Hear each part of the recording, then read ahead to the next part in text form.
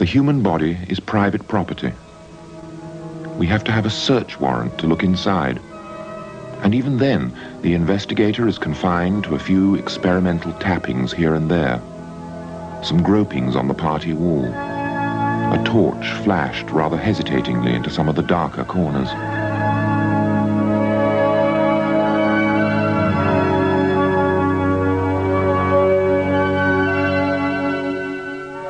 When these private premises finally fall vacant, after death, then we can enter.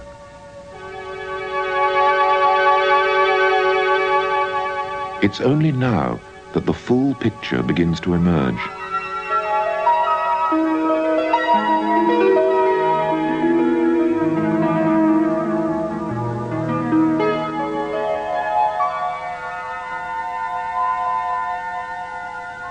The causes of pain, decay, and disability in life can be observed in minute detail.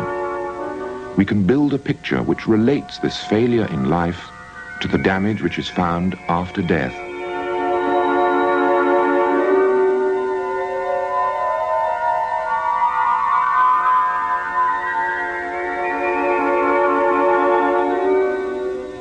So, in the history of medicine, it was only possible to understand the ordeals of the living after we had made the decision to open the dead. In spite of the taboos and prohibitions which surround the dead, a post-mortem plays an important part in our understanding of the mechanisms of life. So this evening we'll be looking inside the body of someone who has died, inspecting the abandoned premises and following the events which led to that patient's final hours. It's neither frightening nor repulsive. It's simply a necessary part of our medical knowledge.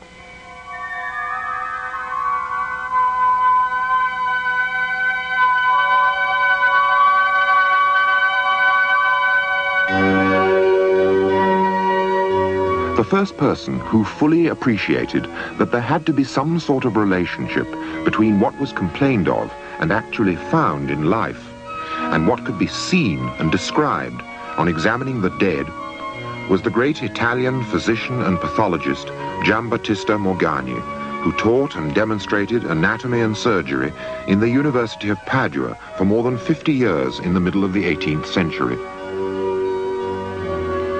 It seems appropriate somehow that the study of morbid or pathological anatomy should have been founded and taught in the same university where Vesalius had originally laid down the ground plan of the normal body. For 200 years, largely as a result of Vesalius's work, scientists had a reasonably accurate picture of the way in which the healthy insides looked. And even by the 16th century, and certainly by the 18th, the body was seen as something much more complicated than a mass of substances or humors whose variation could alter the complexion and the well-being of the living person, and that what we had inside us was, to all intents and purposes, the works.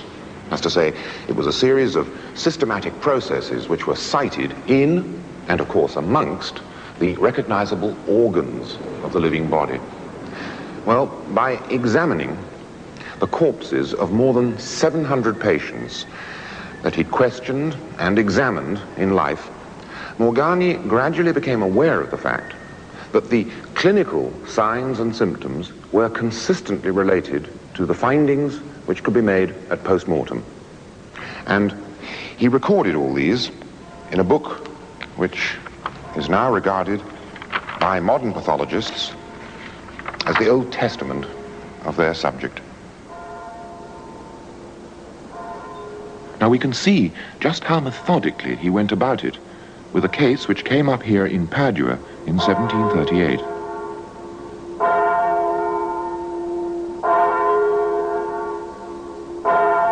Nine nuns died. I was publicly commanded, Morgagni writes, to inquire into the nature of the disease, even by dissection. Well, a 10th nun was seized in the night with the same fever.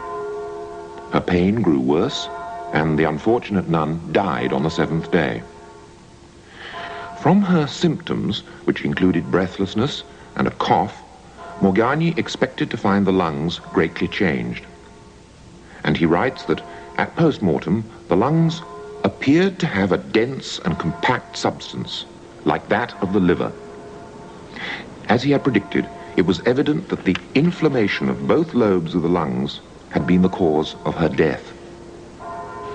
So Morgagni had made a start. But for understandable reasons, his inventory of what there was to go wrong was little more than a list of solid organs. For him, illness could only happen in one or other of these named items: heart, lungs, spleen, and so forth. At that time, organs were the only intelligible entities in the body. It's easy to understand why. They were at least graspable and pluckable, like mangoes and pears. But of course, the fact that you can make a list of one sort doesn't exclude or rule out the possibility of an alternative one. If you'd only seen a political map of Europe, it would include names like England, France, and Germany. However, a geologist would be quite indifferent to these frontiers. He would see great sheets of clay extending from the Thames Valley into northern Germany, and layers of chalk in southern England and in northern France. It was only a matter of time, therefore, before physicians drew an alternative map of the human body and added it to the political map of Morgagni's distinct organs. The first person to do this was the French physician François-Xavier Bichat. Round about 1800, he visualized the human body in terms of what he called its tissues, materials which were characterized not so much in terms of their shape, like the organs, but in terms of their texture. Now, he noticed that some of the substances of the body were fibrous and twined like ropes or strings, whereas others were sheets of fabric woven like poplin or canvas or worsted. There were glistening membranes and thick surfaces, and then there were bulky masses of spongy material which he called parenchyma. Now, he noticed that an organ might be made of several of these textures at the same time. And according to Bichat, illnesses were distinguished from one another not according to the specific organ which they attacked, either the heart or the lungs, but rather the tissues. And since a given form of tissue was often distributed in several different organs, then, of course, a single illness could be anatomically quite widespread. I suppose it was rather like a geologist who could identify the cause of an earthquake, not in terms of a single country where the epicenter was, but in terms of the geological formation which was being disturbed and might be spread out across several countries at the same time. Bichat was using the naked eye. He didn't have good microscopes, and he died tragically young at the age of 30, probably as the result of an infection which he picked up while doing a post-mortem, the very investigation which had provided him with his insight. In fact, infection is one of the main risks of doing post-mortems, or at least it was until quite recently. Although post-mortems have become less common in the last 20 years, they're still the only sure way of discovering the cause of death. The subject of this post-mortem was a 70-year-old man who died 3 days after being admitted to hospital, suffering from sudden breathlessness. So you're opening the vessels now into the lung. Into the lungs.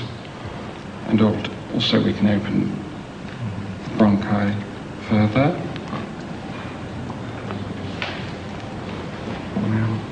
Basically, we're looking for tumour, unsuspected tumour. And also in this particular case, because the patient came in complaining of breathlessness, you're looking for the various causes of breathlessness. Yes.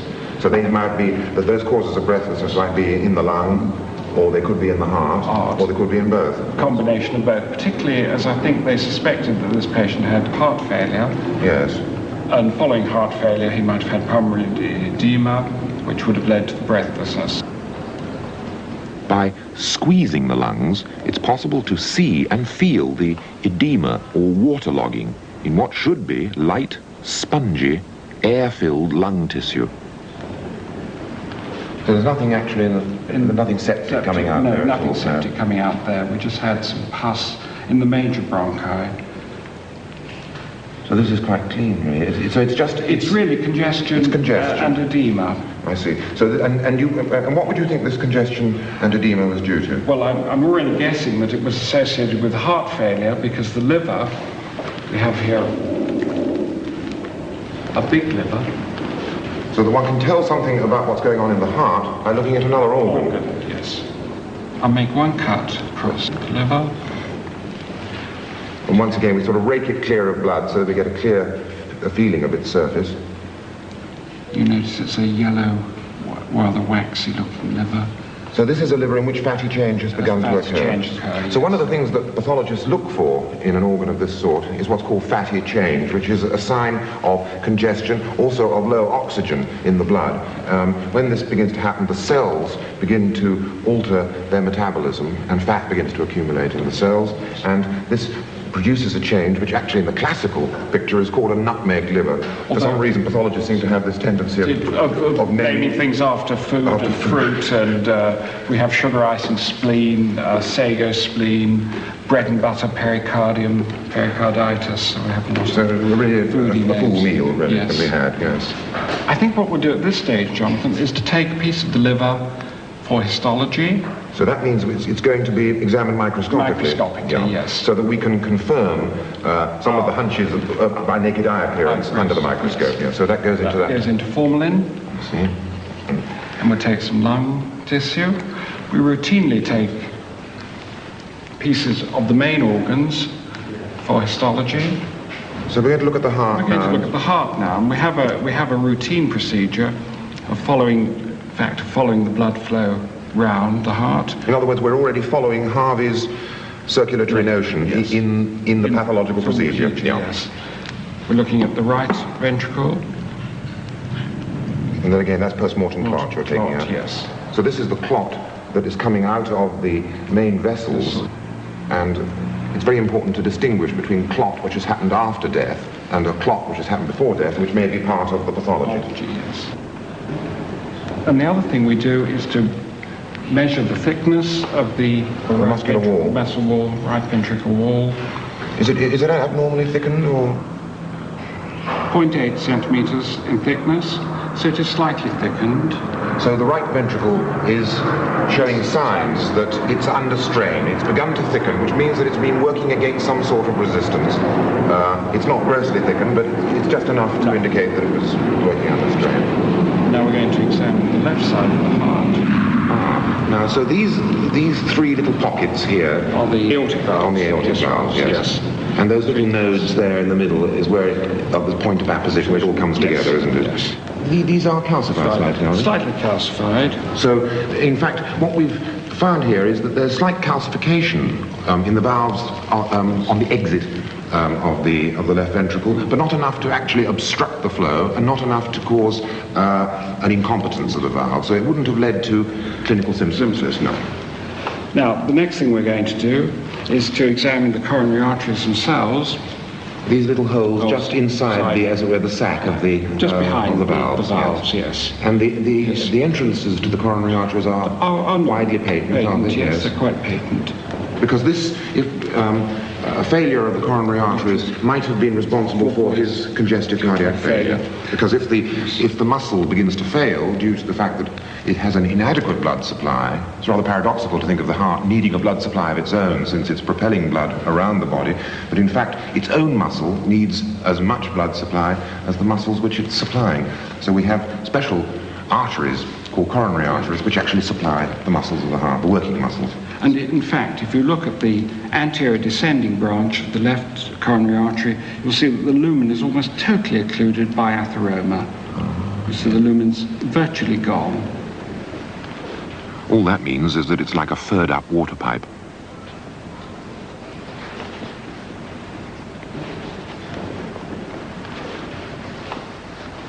We'll take a piece of that. That goes for histology? Histological examination later. So that will be examined, and that coronary artery will be looked at under the microscope to check that naked eye appearance.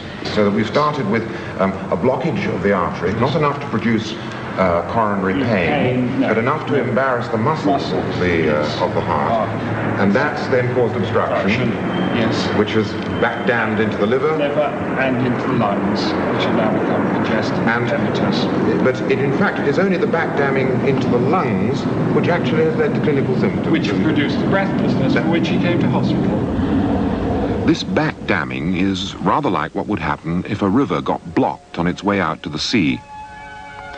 The headwaters would burst their banks and flood into the surrounding countryside.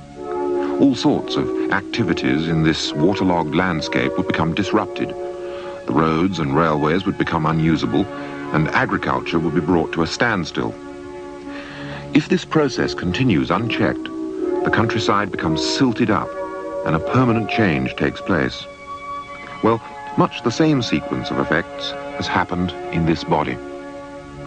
The back pressure from malfunctioning of the left ventricle of the heart has led to trouble both in the lungs and in the liver, which have become congested with blood. Now, as more and more postmortems were done, it gradually became clear that quite different diseases could show similar symptoms in the same organs. So what was happening in the development of pathology was comparable in some ways to what happens when art experts authenticate pictures. Now, I think the story which illustrates this best is the discovery of a hitherto unknown Vermeer in the 1930s. When this picture first came onto the market, it was authenticated as a Vermeer, no questions asked, because it seemed so much like this other painting by Vermeer. All the idioms seemed to match, part for part.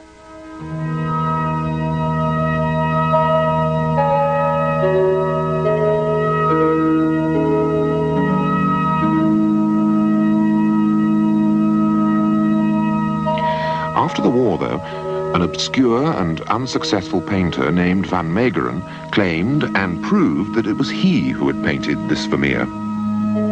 It was a fake, and this is where the story takes a rather odd twist. These days, art experts wonder how their predecessors could possibly have been taken in by such a clumsy forgery.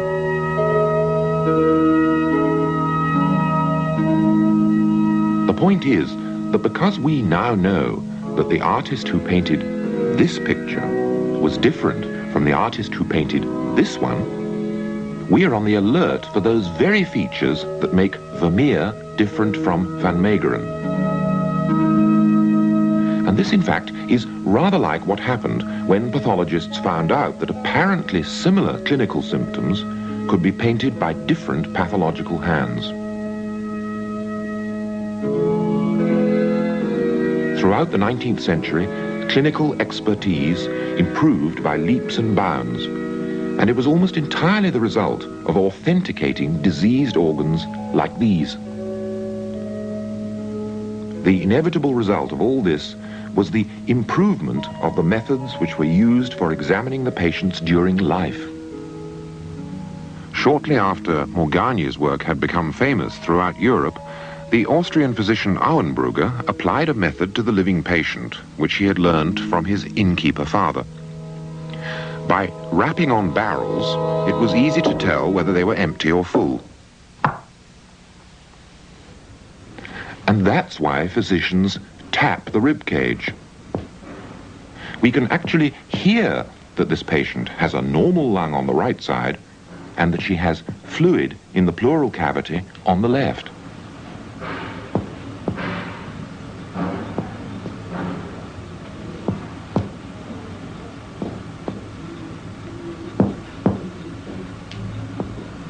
However, there'd be no point in tapping the rib cage unless you already suspected the possibility that the air-filled lung had gone solid, or that there was some fluid in the pleural space. And that sort of suspicion can only arise when such changes have already been observed in the open chest of a corpse at post-mortem. Now, the problem was, why did these physical structures change? Why did the lung become solid? Well, to answer questions like that, it was now necessary to advance beyond Bichat's concept of tissues, and certainly well beyond Morgagni's notion of organs. Because organs and tissues were simply the broad features of the landscape in which illness occurred. But they gave no account of the underlying substances of the body, and certainly no idea of their susceptibilities. So that it was now necessary to draw another map, to imagine, and then of course find, another level of visibility. Morgagni's political map and Bichat's geological one were the results of naked eye observations of the body. So, if we go back to our map of Europe, it's possible to take an even closer look and find previously invisible units. Just as this map can be redrawn to show how it is populated by individuals, so the human continent can be shown to be populated by cells.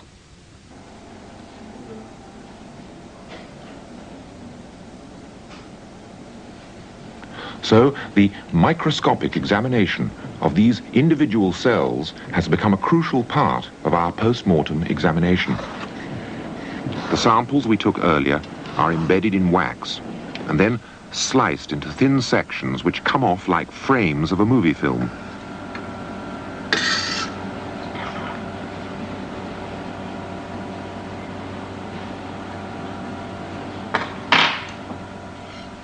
These sections or frames are stained with special aniline dyes which pick out the separate components of the cell.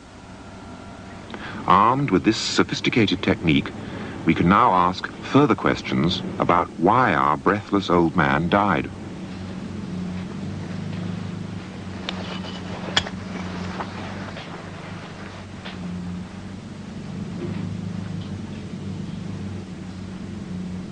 Well, in fact, Jonathan, we can see there, in that area, evidence of pulmonary edema. Do you see the pink staining proteinaceous material? Yes. Filling the alveolar spaces? So the air sacs have become filled up then with this exudate from the blood, and that's that pink uniform area there, yes. Pink staining. In addition, you'll see the capillaries in the alveolar wall are congested. Yes, they're filled up with red cells. Dilated. Yes. Full of blood, full of red cells. So that the walls of the alveoli look much thicker than usual because they're filled up with blood. Yes. Is there anything else we can see? Yes. But that alone would have been enough to account for his breathlessness. I mean, he's now got lung which is so filled up with fluid from the back damming from the heart that in itself would have accounted for the breathlessness. Certainly, yes. But is there anything else that we can see? There's another feature there, two features. One, you begin to see polymorphs, small white cells, beginning to appear. Yeah.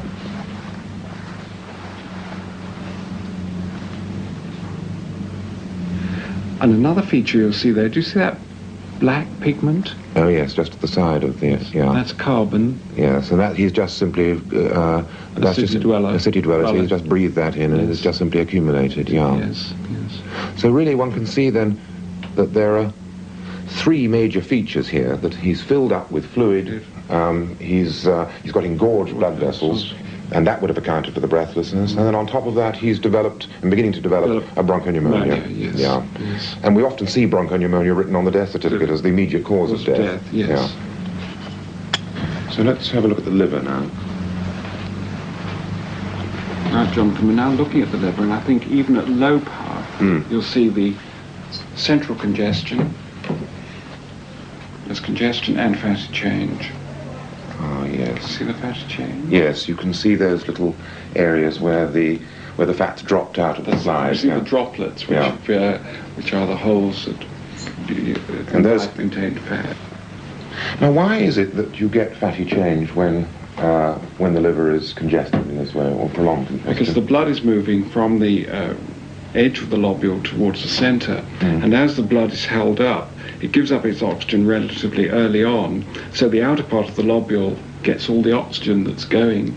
The central part doesn't receive the oxygen, so the cells first of all undergo fatty change and even may necrose, may get cell necrosis right in the centre of the lobule. So that as soon as one sees fatty change, this is a sign that the cells are actually short of oxygen. Well, it's one of the causes. One of the causes, yes. I mean, if one gets the same sort of thing if the cells are being poisoned as well. Yeah. Poison, if you include ethanol, alcohol poisoning, there are many causes of fatty change, but oxygen lack is one cause. So really what one sees, as soon as one begins to see fat accumulating in liver cells, it's a sign that the basic biochemical metabolism of the cell is at fault. Is at fault, yes. Yeah, either because it's short of oxygen or because it's being poisoned in some way. But here what we're seeing is fatty change because of the congestion due to the failing heart. Well, it's yes. I mean, do qualify that if I've oversimplified it. It's a difficult topic. Well, it's such a it's such a common and one would think well understood topic, but still pathologists find time to argue about it. Or there's a lot of interest in it. Let's have a look at his heart now, shall we? Should we look first at the coronary arteries? Yeah. Yes. Yeah. Now, yes, there's a good picture. Even under that power, can you see the lumen of the artery? Yes, the actual hole down the centre of the artery. Down the centre of the artery is very narrow. It's almost pinpoint, and it contains some red cells. Around that, there's a dense fibrous, to one side, a dense fibrous area. This is part of atheroma. You'll also see go up a power. Can you see the blue? The flakes of blue. Oh yes, the flakes of blue in the middle of the atheromatous. Atheromatous area. Now that atheromatous plaques become calcified. Now that's the calcium, and to the left of that area with the blue flakes, you'll see little clefts. Now these clefts contain cholesterol. We'll look at the heart muscle now. You'll see. Let's just have a look. If I remember rightly, his heart muscle looked a little bit grey and... A little bit patchy. White, flaky areas, yes. In fact, that shows it very well. You'll see the muscle fibres running longitudinally with, on this stain, paler areas of fibrosis. He's got patchy fibrosis of the myocardium. Again, muscle fibres are degenerating, and the muscle is being replaced by fibrous tissue. Since fibrous tissue, of course, doesn't contract, it means that the heart is now being replaced by material which prevents the heart from doing its job, which is simply pumping. Fibrous tissue doesn't pump, muscle tissue pumps. So that as the muscle tissue fails because it's being deprived of oxygen, it's being replaced by something which simply doesn't do the ordinary job of pumping the blood around the body. So, it looks as if the major culprit is in the heart, in the coronary artery. This small tube, no more than 1 millimeter across, provides the blood for the working muscles of the heart. Its blockage was the main cause of the man's death.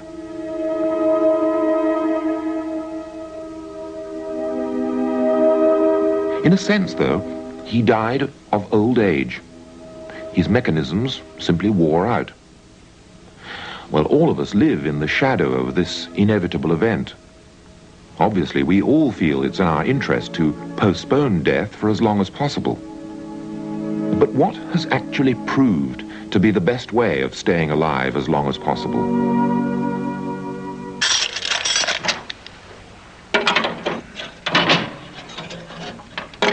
To find this out, it's necessary to look at another aspect of our medical history.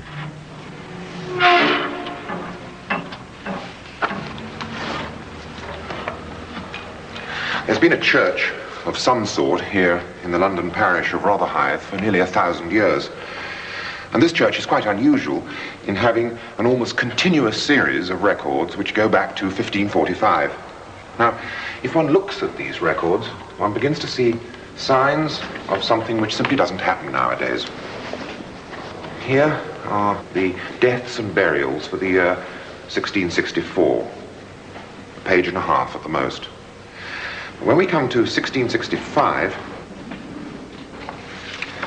it goes on and on and on, page after page.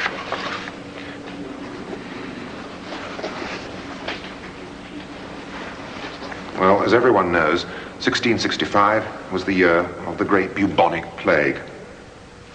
But episodes like this, not quite so bad as that, went on at intervals until quite recent times. For example, in 1849, it wasn't plague, but cholera. And you can see the same sort of thing happened. Here on July the 1st, the Gibson family is more or less wiped out, 4 of them at one go. This is a memorial to the Hartree family, William and Susanna Hartree, who had 5 children, William, Caroline, Eliza, Charles, and Louisa. Now, the interesting point about these children is that they all died before they had a chance to produce any offspring of their own. Even the eldest, Louisa, only lived until she was 18 years old. In fact, it's by looking at monuments of this sort, and it's by no means the exception, that one can see just how much life has changed in the last 150 years. Nowadays, we'd regard something like this as a complete catastrophe. In fact, the idea of losing a single child is something which very few modern couples even allow themselves to think about. So the whole situation has been turned on its head. Far from outliving and having to mourn their children, modern children are apprehensive about having to support their aged parents. Now, how has all this happened? It's obviously tempting to assume that this reduction of mortality was the result of medical progress, new cures, new operations, and so forth. And yet, with the exception of vaccination, it's almost impossible to identify a single effective medical treatment which was introduced during the 18th century, or in the 19th century for that matter. In fact, medicine as such probably had no serious impact on human populations until the 1930s. And there are those who argue that the effect or the influence of medicine is still negligible by comparison to the influence of factors which were beginning to operate at about the time when this church was built at the start of the 18th century.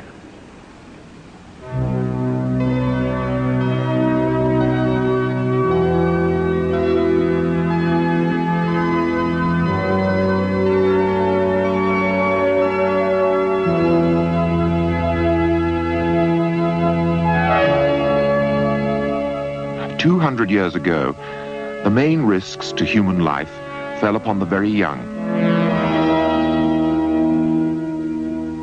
and were largely the result of infectious diseases like measles, scarlet fever, and gastroenteritis, diseases which we now regard as trivial.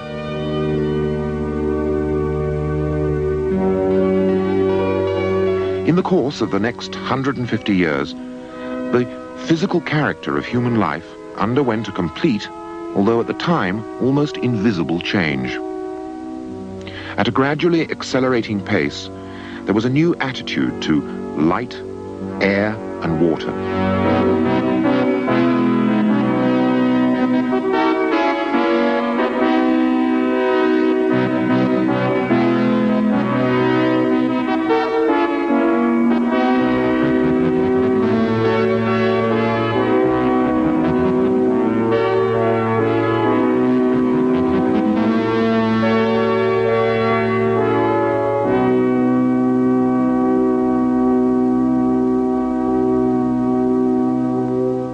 Septic sewage, which once flowed through the open streets, was now safely isolated underground.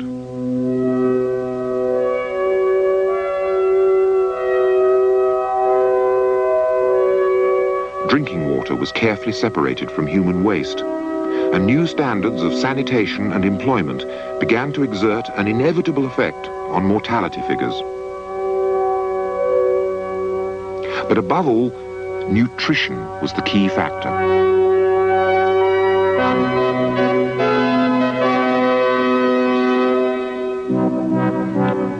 It's hard to think of a vegetable such as the humble turnip as an important medical hero. But there's no doubt that the introduction of new crops like this and the improvement of agriculture in general dramatically changed the level of human nutrition throughout Northern Europe. Children who were once carried off in their thousands were now just well nourished enough to withstand the otherwise lethal infections of the first 5 years of life.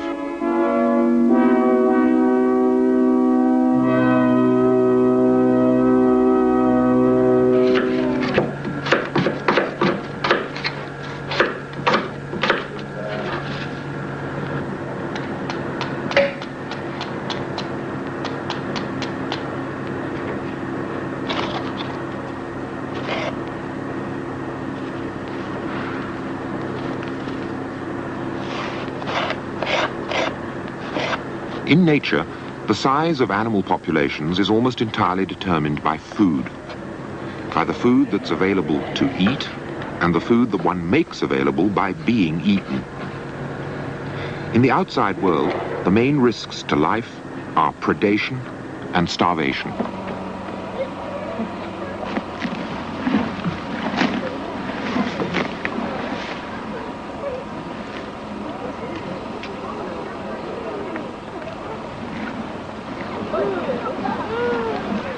The prospects of these animals are totally different from those of their uncaged relatives in the wild, few of whom live long enough to breed, let alone grow old. What makes the difference is the social arrangements which makes their nutrition so good.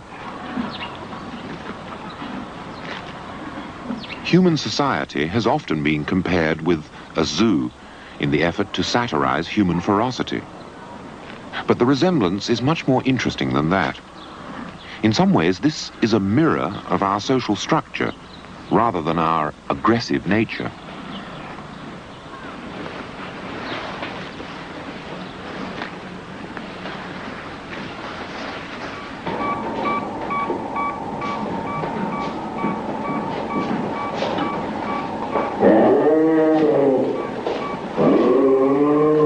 Exactly like us, the inmates are dosed with drugs, transfused, and even operated on. The anaesthetist here is even more vital than usual. If this puma came round suddenly, he'd eat the operating team.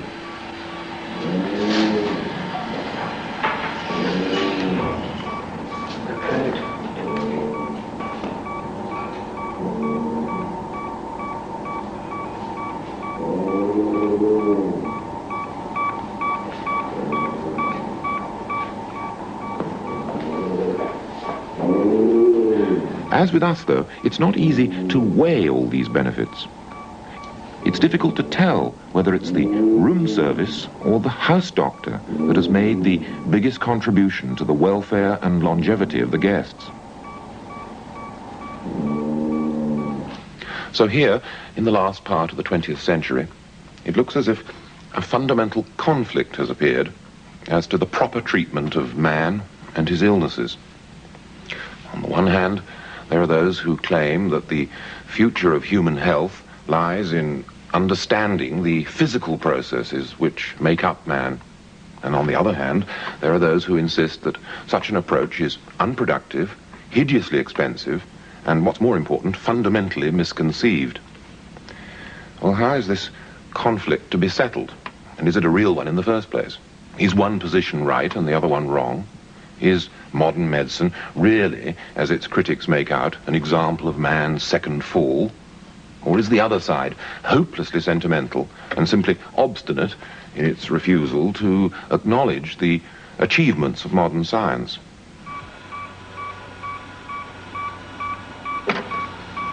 Well, admittedly, modern scientific medicine is very expensive. And in some cases, the benefits it brings are quite small in comparison to the huge expenditure.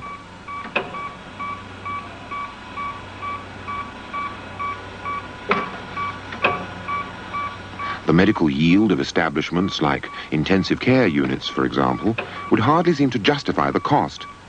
And perhaps the funds which are poured into these units could be more profitably applied to the social care of the aged, to the provision of nurseries and reasonable housing.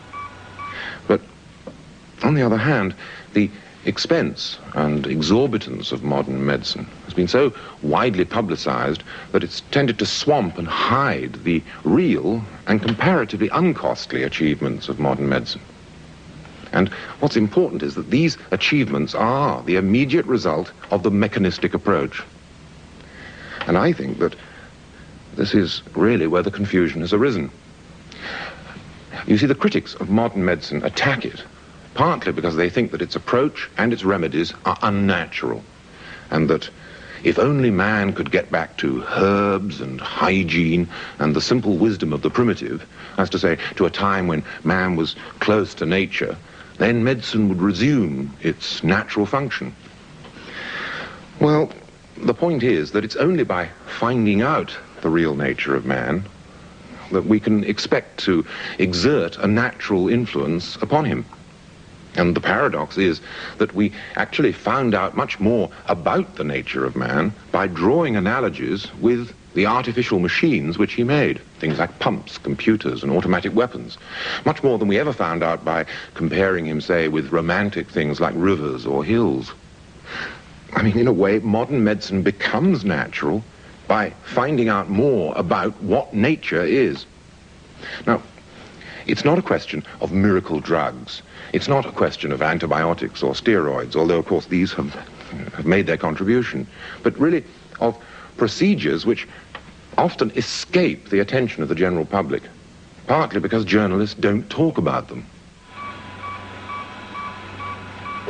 These bags and bottles, which have now become such familiar parts of the furniture of medical soap operas, do not hold any miracle drugs. All they contain is water, common salt, and a pinch of the minerals which are found in the ocean. If those families dying of cholera had been given this simple solution, they might well have survived. What's sophisticated is not the substance contained in the solution, but the notion which dictates its prescription. You see, the problem is that, unlike anything else in the universe, man has two faces. And although it's tempting to think that one of these faces is somehow more real than the other, and that his mechanism is the ultimate reality, and that his personality is an illusion, or vice versa, of course, we have to learn to live with the fact that these faces are equally real. Now, that doesn't mean that man is a mixture, that he's really a machine with a bit of temperament thrown in, a robot who happens to blush, but that the two aspects are complementary. It's rather like those optical puzzles where contradictory forms coexist in the very same figure.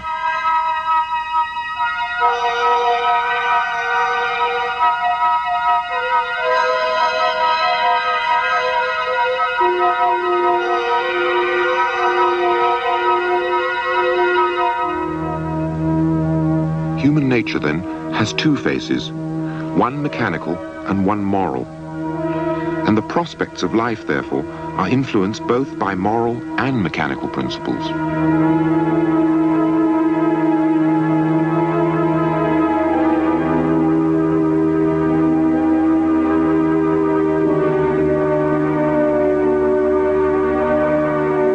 One way or the other, it now means that the expectation of life has been increased.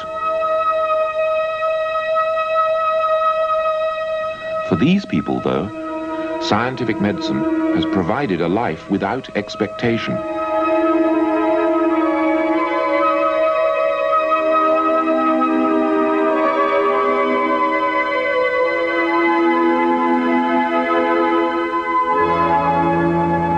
At the start of the program, I compared the living body to an occupied house. And although no one wants to be evicted, it's very hard to see the appeal of an enforced tenancy in derelict premises like these. In the last reduction, then, it seems as if mortality is not simply an avoidable accident, something which intervenes on the stream of life, which brings an otherwise immortal process to its premature conclusion, but rather it's as it were a natural appointment from which there is no hope of ultimate escape. Well, in some ways, perhaps there's a dreadful wisdom in this arrangement. Because if each group of living individuals actually were immortal, then they would offer up to the environment, of course, the same unchanging combination of structure and function. But when aging alternates with sexual reproduction, then the species as a whole is given the opportunity of offering up unprecedented combinations of genetic material. And so, as the aging members of one generation step modestly aside to make way for the unforeseen talents of the next, then life as a whole is given the chance of renewal and improvement.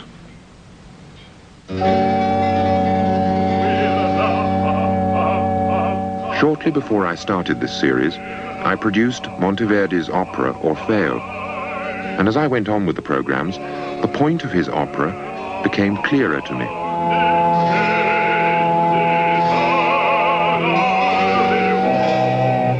The Greek hero Orpheus lost his wife Eurydice and descended into the underworld to petition for her release, imagining that his great talent as a singer would charm the god of death into reversing the law of nature.